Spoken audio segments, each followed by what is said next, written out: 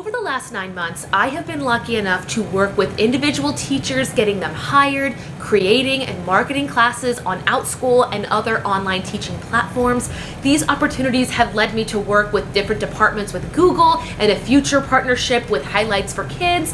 And more recently, I have been doing speaking engagements, whether it be on podcasts or other YouTube videos, just interviews discussing different facets, techniques, and strategies when it comes to being an online educator. More recently, I had a question pop up that I thought was really interesting and I wanted to do a video about it today. Really quick, if this is your first time here, welcome. My name is Kristen. I do a video here each and every week, but this month during March, I'm doing March Madness, a video series where we upload a video each week for the entire month of March. If you've not yet done so, be sure to click that little red subscription button and the bell down below to be updated for each and every future video that comes out on this channel. The question I got asked that I wanted to talk about today was, Kristen, if you got hired with OutSchool, right now, you are a brand new beginner, what would you do?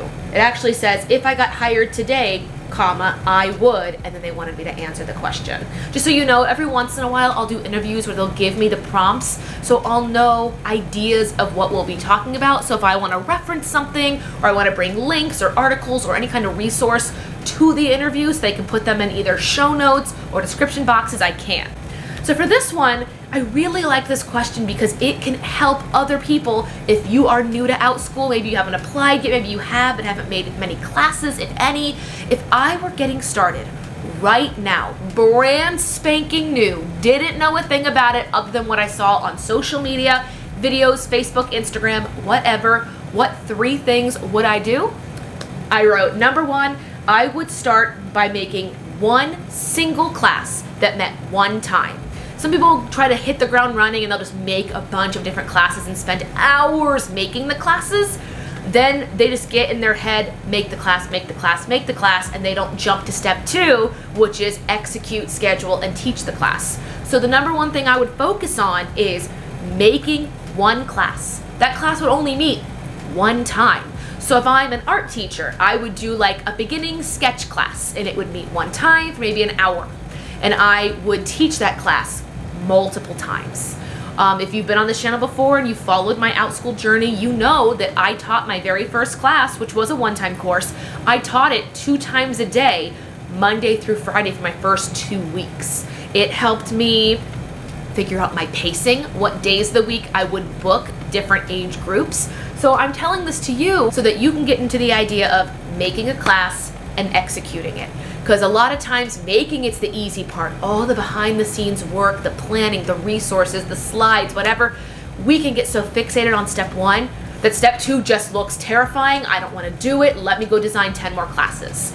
But if I were to make my 1-hour sketch class and I offered it at 10 a.m. Eastern time and 4 p.m. Eastern time, I could see over time, if I taught it Monday, Tuesday, Wednesday, Thursday, I could say, hey, you know what? My 10 a.m. on Tuesday and my 4 p.m. on Thursday, they almost sold out. Those are the times I'm going to teach this class. And then I would go back to the drawing board and make another one-time class. I might offer it to different age groups. I might offer it to the same. It all depends on what you want. But just getting the ball rolling with the idea of making the class, executing it. And again, just starting with one class can show you, is there an age group you really like? Do you like doing half-hour classes or do you like doing hour-long classes? Plus, a one-time class helps you develop these skills a lot faster than if you were doing like an 8-part course that met every Monday for 8 weeks in a row. That's a lot of planning, a lot of executing. If I'm a beginner, one-time class, and I will teach that one-time class a couple weeks until I get my bearings. Secondly, I wrote, I wouldn't compare my progress to anyone else's. Yes, I know that it's easier said than done. I have been guilty of doing this. When I did join OutSchool, I remember following a bunch of social media people who had been doing it for years. And I remember there was like a little tiff between like ESL teachers and OutSchool teachers. I don't know if that's still a thing. If it is, can you update me down below? I really don't know. But I would tell someone if they were brand spanking new, focus on yourself. If you want to mark your progress, for example, I am coaching a teacher who I think is so fabulous. She joined my coaching program and she told me in our first session, in 2 weeks, I'm quitting my job. I'm gonna be a full-time OutSchool teacher. And I loved it. I was like, this is the best. I love coaching this, because in the summer of 2020, I felt like a full-time teacher. So I'm gonna give her my ideas, input, and resources, and then just see how it works for her. But I remember telling her, as well as other people that were getting started in trying it full-time, to not focus on other people's progress and their milestones. Because OutSchool is so personal in the fact that you make the courses, it can be really easy to just think, why is that person selling out? Oh my gosh, that person posted again that they sold out tomorrow. If you play the focus game, your joy of teaching will be replaced by numbers.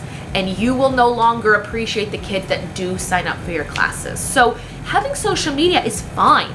You may have noticed that I had a dip in posting and sharing on social media when I was getting started with OutSchool. And that's because I was just absorbing. I was like a sponge. I wanted to learn everything. I was watching endless videos. I got a, not a lifestyle coach, but I got like a business coach to figure out and execute solid morning routines and business strategies to help me with questions I had along my way. But point of this is, do not compare yourself, and set your own personal goals, your own personal milestones. I know that the day I'm filming this, I personally reached 800 followers on my OutSchool profile, and that to me is such a huge accomplishment. There are 800 people, families, students that will get notified when I offer a new class, schedule times of my existing classes, and that is awesome. But even if you're somebody who's waiting to get their first 10 followers, set your own milestones. And number 3, I would experiment with my personal teaching schedule. Sometimes when I'm teaching at brick and mortar school, which I am doing right now face-to-face 5 days a week, if I have free time, if ever, I will find myself on Google Calendar like fantasizing a summer schedule. I'm like, oh, well, I can make sure that I get enough sleep. I can make sure I get a workout. I can make sure I teach these classes in this strategic order so they funnel into future classes. That could be a whole separate video of how I funnel some of my classes into other classes. That strategy has been immensely helpful. I don't know if I've mentioned it on this channel. If you want to see that, give this video a thumbs up and let me know if you want to see funneling. Just put funneling in the comments and I'll know that's why you commented. But I would recommend, if you want to teach in the morning, go teach in the morning. If you want to teach in the afternoon or evening, go experiment. The beauty of this platform, the whole reason I was so ready to jump in head first, was because it had what no other platform I had been working with had. The ability to set my schedule anytime I wanted. And then from there, I was able to schedule my own private classes outside of OutSchool and funnel kids, not through OutSchool, because you can't funnel from OutSchool to your private classes, but I was learning through my social media strategists how to find kids outside of OutSchool to take my personal classes. I'll do a whole series about that when I am not brick and mortar teaching, so make sure you are subscribed to check back for that. But honestly, those are the top 3 things I would do if I were brand new to OutSchool. Make a single class, teach it multiple times, don't compare, and then experiment with your schedule. For me, when it comes to scheduling, I like to have my mornings to myself. That is when I find, hey, if I have to edit, I can edit. If I have to do emails or interviews, whatever it is, the morning is mine. Now, sometimes I might get parent requests, like when England, I think, had a shutdown for the virus. They were asking for like 9 a.m. Eastern Standard Time classes, and when I wasn't in school, I would make them these little one-time classes, and they would sell very well. So unless it's an extenuating circumstance, the mornings are mine. I'll have lunch, and I will teach all afternoon. That's my personal schedule of what I would want. It might be totally different for you. Again, let me know your dream schedule down below in the comment section. But you guys, that is it. Those are the top 3 things I would do if I were hired today as an OutSchool teacher. If you've tried OutSchool and maybe it's not your thing, I do recommend checking out this video. I'll put it up above in the cards.